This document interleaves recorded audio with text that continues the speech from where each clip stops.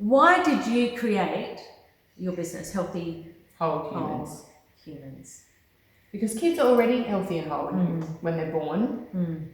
And I feel like our mission is to keep it that way. Yeah. They came intact. Yeah, they're sweet, they're done. Yeah. So it was just let's create more of that, because if they stay healthy whole humans and they grow up as adults who are healthy whole and human, and they don't have any issues. The problem is now undoing the work of what's been done and reverting adults back to healthy whole and humans. So I wanted to get to the root cause. So let's go with kids and focus on them, keep them healthy and whole, keep them, I think that's why the school system's such a big one that needs to go, is because their innate abilities and their skills and their intuition, all that is school's programmed to beat that out of them. Well, we're telling them what they need to know and not asking them what they want to know. Yeah, so we were talking before about the whole concept of not needing school or universities or TAFE, because you could be an apprentice, and we can go back to the old days of apprenticeship. Where you know what it is that you want to do. You know, I want to be working with animals, or I want to be working with children, or I want to work on cars, or I want to create buildings or design. You know what your interests are. Why would you not go find someone who's already doing that and learn directly from them? Which is the quickest way to learn. Yeah, on the job. Yeah. Instead of doing all the theory and etc. Which is it's hard though, because I've had these conversations with parents, and they're like, but how about they won't be qualified? How if they want to be a surgeon? They're not going to have a because we've bought into this whole certified thing, and the certification is the indoctrination, because that's when they can get you. Well, you can have two people pass, but one can be a lot crappier than the other. Exactly. Yeah. Because can they do it in real time? Yeah. Can they actually do it, or are they just good at passing tests? Yeah. Which is that whole test thing. Yeah. Where's your passion and focus on creating a better world for kids? I think it's really sad that our children know what anxiety is. I think it's really, really awful that we're in a system that says you need to be resilient. Maybe we should be creating space where you don't need to be resilient, because everyone is kind and thoughtful and loving and supportive and non-judgmental, in this beautiful utopia. Yeah, it upsets me that our children need to be resilient, and that there's concepts that, your child is being bullied, they need to be resilient. Interesting you're saying this, because the whole resilience thing, there was something that I like it and then I didn't like it, because you've got to think about everything now. Yeah. And have you seen the difference? Because you've been counselling for how many years? Counselling kids over 20 years. Yeah. And what change have you seen from 20 years to now with the levels of anxiety? Well, I talk about the Kardashian effect. I've never watched an episode in my life. However, when I was working in the schools, this was a topic of conversation. I worked in an all-boys school. It changed their perception of what a woman was. It changed their perception of what they're looking for in a girlfriend. So they would say things to me like, if this girl had hairy arms. I'm like, what do you mean they have hair on their arms? Like, that's natural, right? Everyone has hair on their arms. If they have hair on their arms, no, I'm not dating them. Wow. Like, where would you get that from? So is that causing them anxiety? And what's the repercussions? Well, then there's this expectation of what their partner is meant to look like, and then it causes anxiety for the girls, who then have to reach this milestone of womanhood, of what their perception is, which doesn't exist. It doesn't exist. No. It's created. The seed is planted. Like everything. You just need to plant that seed, and it can grow whichever way that you want it to grow. It can be a beautiful flower, it can be this weed, and we're seeing a lot of weeds where children think they need to be something that they're not, and there's a box that you need to fit into, like people on the spectrum, they're different, or ADHD, maybe, just maybe, these children are bored out of their minds. sitting in a classroom 7 odd hours a day, Yes, not learning what they want to learn. I question all of those labels now, the autism, the ADHD, all of that. It's the kids aren't able to be who they want to be, and so they just aren't acting like everyone else. Yes. Which is, I can't believe that is a thing. Yeah. Like now that you think about it, you're like, you all have to act the same. Yes. You have to fit in the box. And if you don't fit in the box, then we're going to have to have a plan. And then, you know, the plan is meant to make sure that you can eventually fit in this box. So what a boring box. I know. Well, we've all been in the box. There's not much going on there. Same stuff. Yeah. You know, there's a other perception of us as parents and what our beliefs are. You know, what we believe will make a child happy. You know, I've had clients where mums bring them to me because they go, oh, you know, I'm just so worried about my child, you know, and he doesn't have many friends, or, you know, he behaves in this certain way, or he gets a bit upset about this.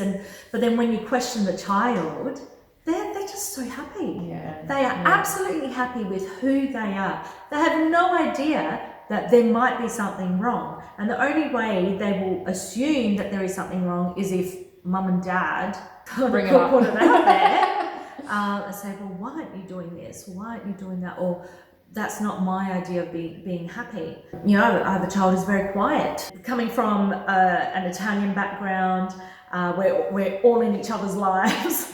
And we all talk like, give me about some everything. space. He sits and he observes. Yeah. And out of my 3 boys, he is the most observant. He is very orientated in terms of he will organise anything for himself. You know, I want to do this, he'll go off and do it. So he has other skills. He has other skills. So just because we are loud doesn't mean that you need to be loud, and that's okay because he's happy.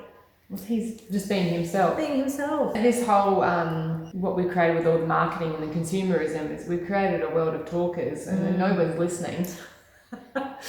So it's like you're trained to be this talker, this extrovert, and then if you're an introvert, it's just not even extrovert. And introvert's probably the wrong words as well because they're labels. It's just like the child and the human is just being who they are. Yeah, exactly, and it's okay. Yeah, it's okay.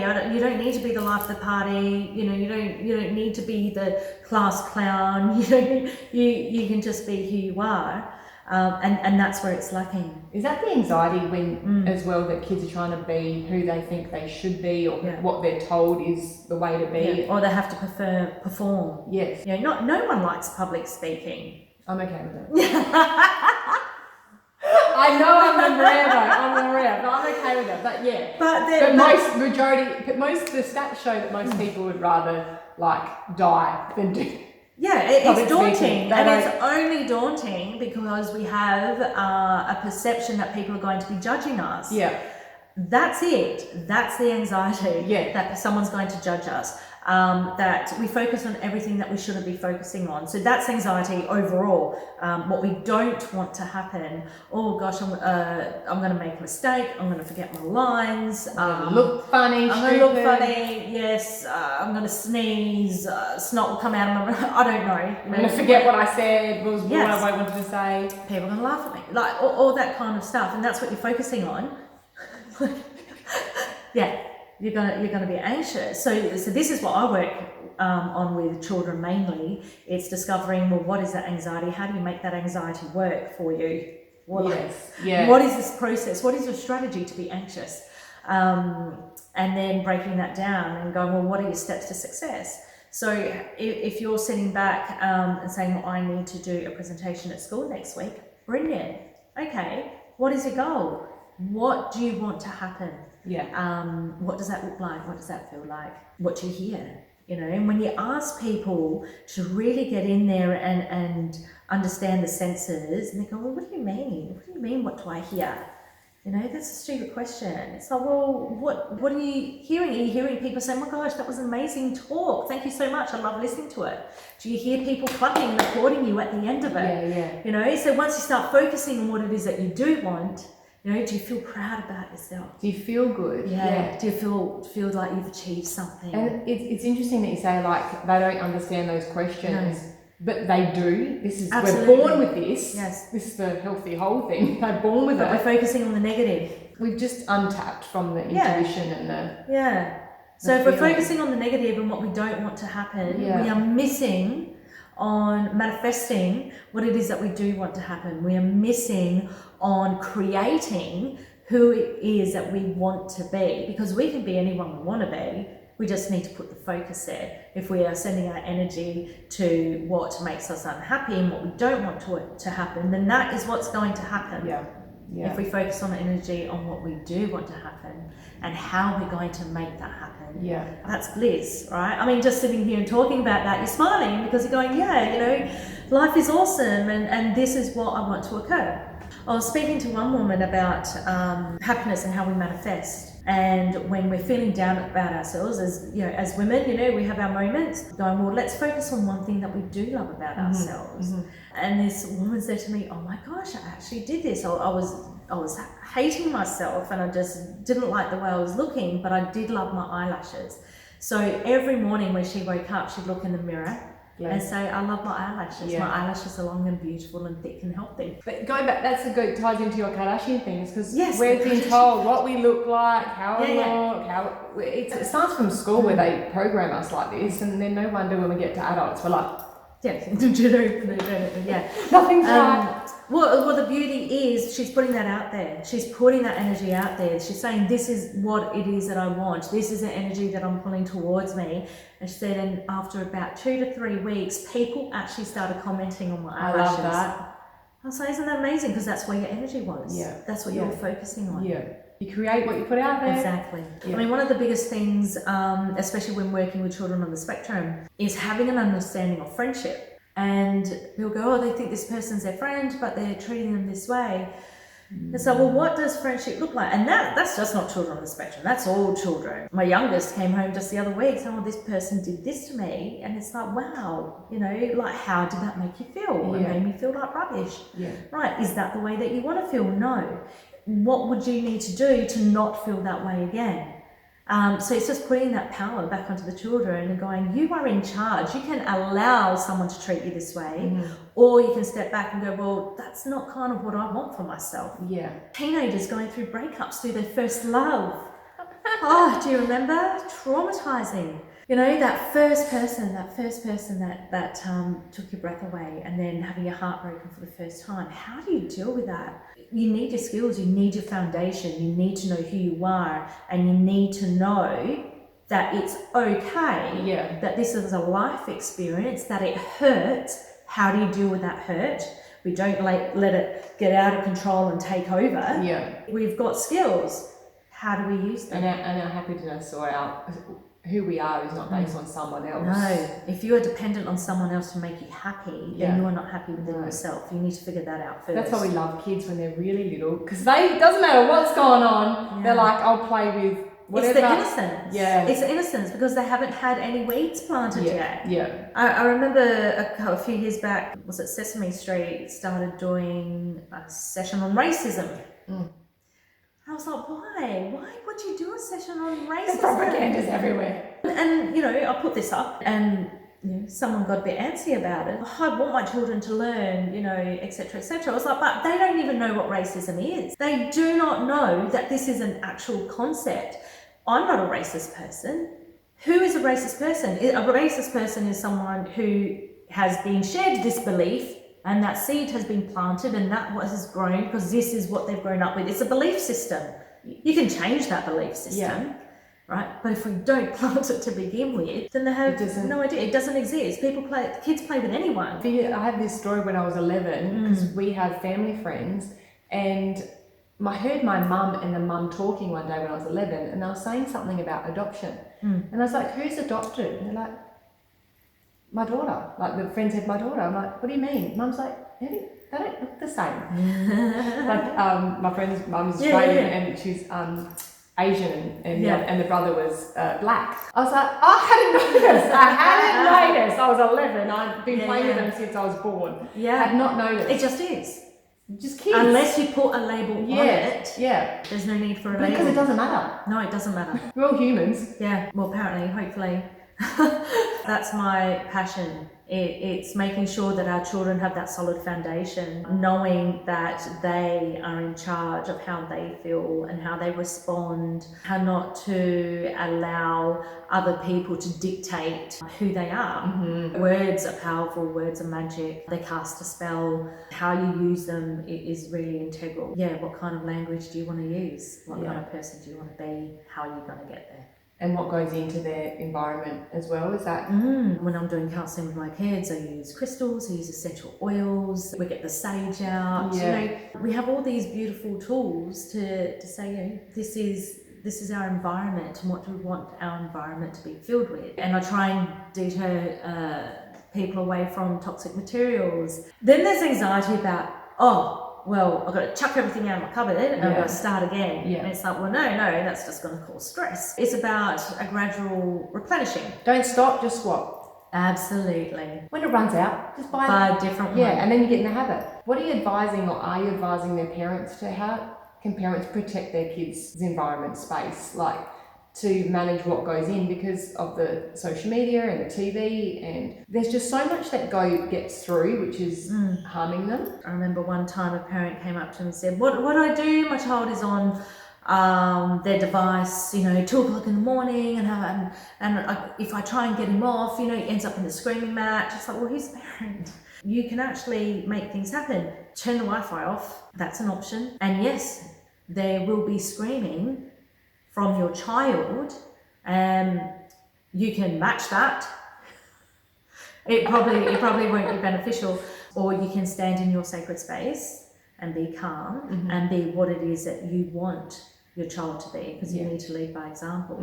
So if you take your deep breaths and bring light and love into your heart, protect your energy, you are the one that set the boundaries, you are the one that taught that this is okay, right? They're following you, they're following your lead, right? If you want your child to be or act in a certain way, then be that. Just be it. Yeah, not do as I say, not what I do. And that's the only way we're going to get anywhere with anything, with creating this better world. We've just got to be it. Yeah, it's also sad when people think they can't make a difference. We've had lots of conversations where what does it matter if I do that? One person becomes a few people, becomes a group, becomes... When we understand energy as well, you understand that you're not just doing it, you're actually invoking energy that people feel, whether they consciously do or not. So when I'm speaking to children, and we do a protection beginning of each session. So we ask the universe to protect us and bring a positive energy, and we ask light to envelop our bodies. What color is it? And it's imagination. Yes. What color is this protection for you? And then you look up what colors mean. There's just so much to learn, and when you're teaching them about chakras, it's just that basic necessity of, do you have a roof over your head? Do you have a bed to sleep in? Do you have food on your table? Do you have water to drink? That's your foundation. That is your base chakra. And if we have all that, then we have a solid foundation to be the best versions of ourselves. When there's a crack, then we acknowledge that and go, okay, I'm feeling insecure at the moment. Where is that coming from? We just need to keep building on who they already are and nurturing that instead of trying to make them fit into a box. Absolutely. I think it's really integral that parents represent themselves and represent their children, because we have had a lot taken away from us in terms of our rights and responsibilities. And it can be as simple as a permission form, in the way that the language has been changed in the permission form, where we now give our authority to the school, where the school can do whatever they deem necessary. Where does that end? So personally, I do not sign online forms. And the reason I don't sign online forms is because I cannot amend those words that have been put into the permission form. It's not something that I agree with, so because I cross it out. And if you come contact me, then I'll put, well, you need to contact their father, and these are his details. If you cannot contact either of us, then there's grandma. Keep going through the family tree. But this is why we give you names of people. Yeah. This is why we sign all those forms at the beginning. Because we understand that we are giving our duty of care to you while we are not there. But I do not give you authority over my child. just expectations throughout this whole period has changed. Yeah, and we as parents just need to stand and say, okay, well, this is what my belief is. I'm going to let schools know that this is what my belief is, and this is how we will maneuver through. They are there to teach it. They're bound to do that. We don't necessarily need to hear everything that they want to teach. If we have a different belief, if we don't agree with a certain perspective, our children don't need to learn it. Do you remember Behind the News? We used to watch it in primary school. Well, that's still going. Oh my God, yeah, I'm kind of half remembering that. Yeah, that's still going. Why are we watching that? Because they wanted us to know what they wanted us to know. And I know, but it's just like... This was a big thing last year. I have 3 boys, 10, 14 and 16.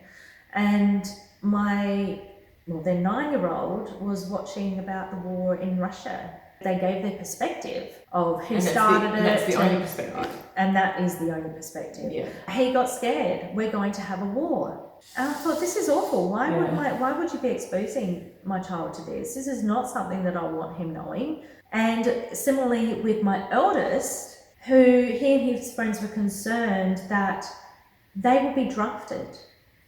Broke my heart. Absolutely broke my heart. And this is the thing. This is what our children are thinking. All this information that is around them, and they're piecing the puzzles together, and that's what they come up with. Yeah. And so there's fear and fear and fear, and it's like, wow, no. My job is to protect you. This is my responsibility. It will not be drafted. Yeah. That's not going to happen. I don't believe in war. It's not something I've ever agreed with. That is my belief. It doesn't need to be anybody else's, but I don't think we're going to win love with war. And so that was terrifying, the fact that I had to sit down and have this conversation and then let others know.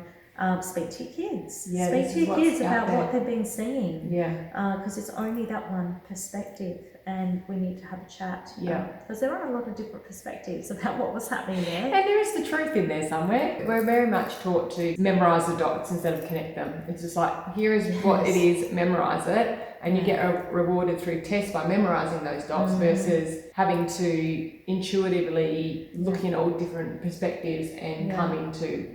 If you can regurgitate it. Oh, you're a student. I may be slow to the table. My kids are a bit older, but I just love that we are now looking more and more at holistic health, that holistic foundation where we're not going to the medical system straight away, where we're not looking at schooling essentially the same way. I think there's beautiful, healthy, natural practices that we can utilise. And my vision is to bring all this together. So this is what I'd love to create. This is what I am working on. This is what you're working on. How do we create it so it's more mainstream? Let's flip it. Yeah, because they work and they're beautiful. And if we create this amazing foundation without introducing foreign bodies into all aspects, then maybe we can create something that flows within us.